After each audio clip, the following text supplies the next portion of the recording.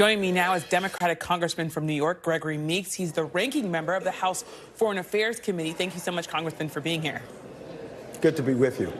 Now, the Biden administration is expected to announce a new $1 billion weapons package for Israel. This comes a week after it paused providing some offensive weapons. Is the White House sending Prime Minister Benjamin Netanyahu mixed messages here? No, I think the messages are clear and consistent. On the one hand, the message is 2,000-pound bombs in a dense neighborhood should not be utilized because of the collateral damage and the innocent lives that will be lost as a result of that powerful bomb. That there's a way to go after Hamas, and the way to do it is with different type of weapons, like tanks and ground motors, so what you would do in urban warfare. So it is, let's go after Hamas and get Hamas, but let's do it in a way that we minimize innocent lives lost, which will take place if you utilize a 2,000-pound bomb. Is the message, though, if you're saying it's consistent, is it really getting to the Prime Minister, Benjamin Netanyahu, here?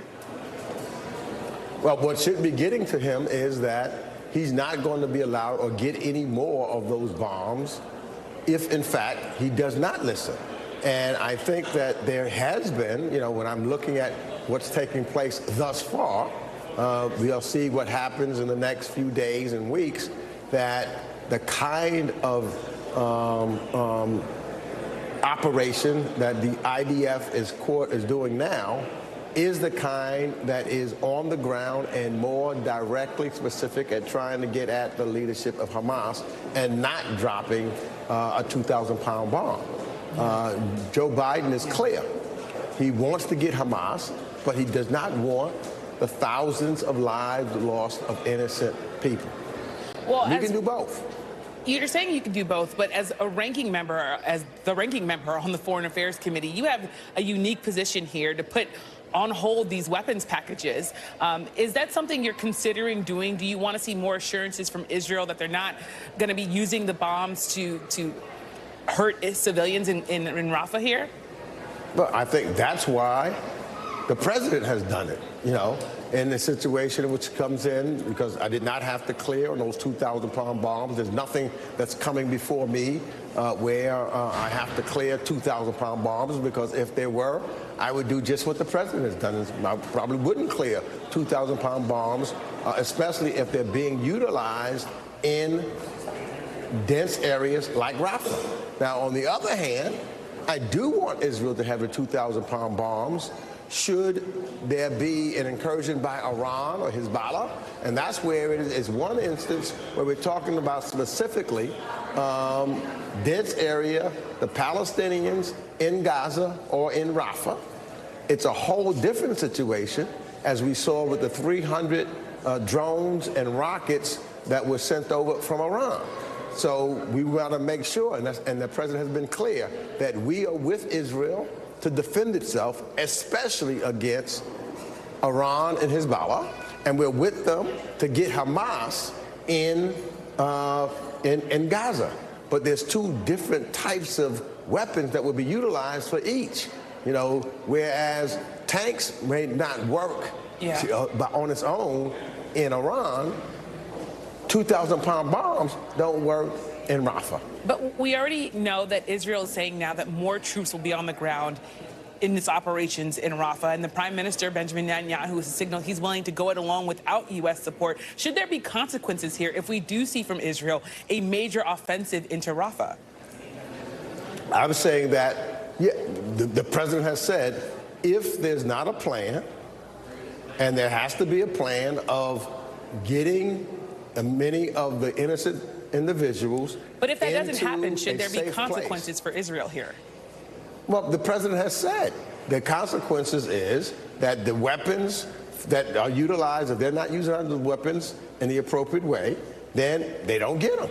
That's what the president has said. But if you do, still, under any circumstance, the 2,000-pound bombs are not going to be utilized and should not be utilized by the United given by the United States for utilization in Rafah or If I can, Congressman, I also want to Gaza. ask you about the news of the day here. We have President Biden asserting executive privilege, saying that he doesn't want to have the audio release of his interview with Robert Hur. Now, he's pledged to be transparent here. Is the White House and President Biden really holding up their pledge to be transparent because as they're blocking the release of this audio?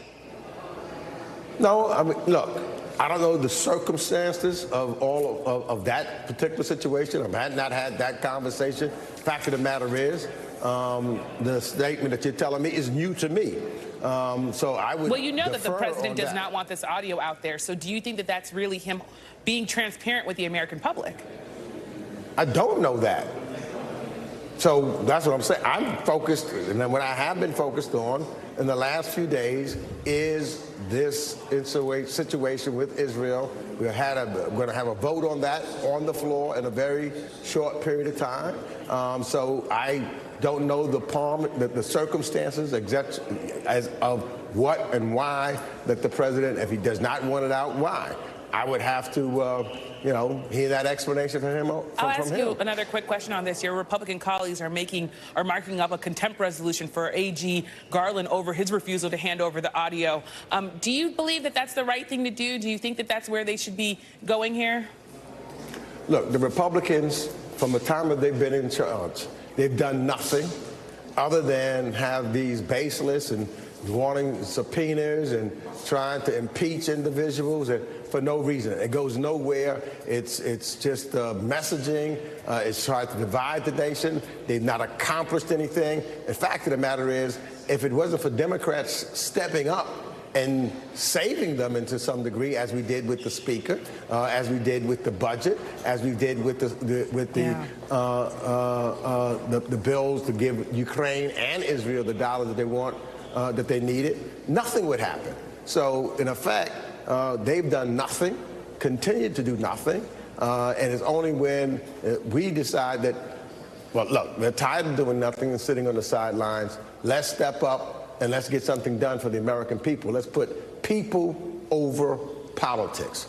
That's what Democrats are focused on, and the Republicans are just focused on themselves, division, and argument and dysfunction. The MAGA Republicans have proven that they cannot govern. Yeah. Well, thank you so much, Congressman Gregory Meeks. I appreciate you coming on.